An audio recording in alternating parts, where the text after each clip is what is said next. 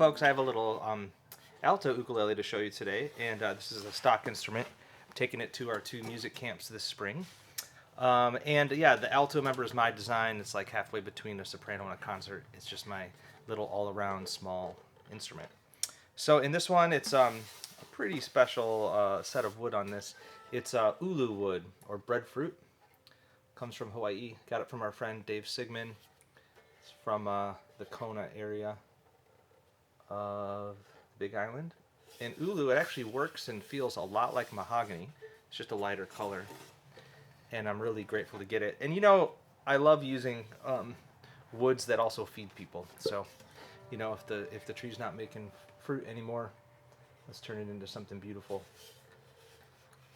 And I think we're going to seek out, you know, usually when I make an instrument out of koa wood, I send some money back to plant more koa trees.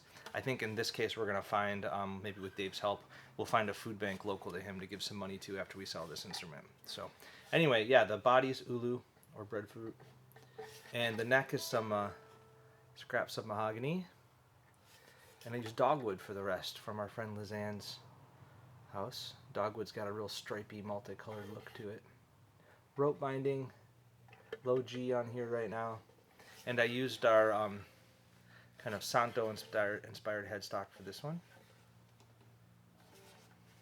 And I think it sounds like mahogany, but maybe a little more mellow.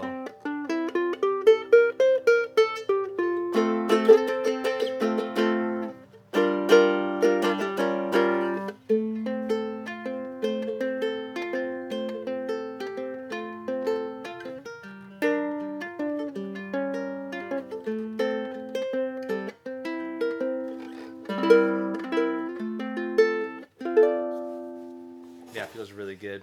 So that's 878. Thanks for watching.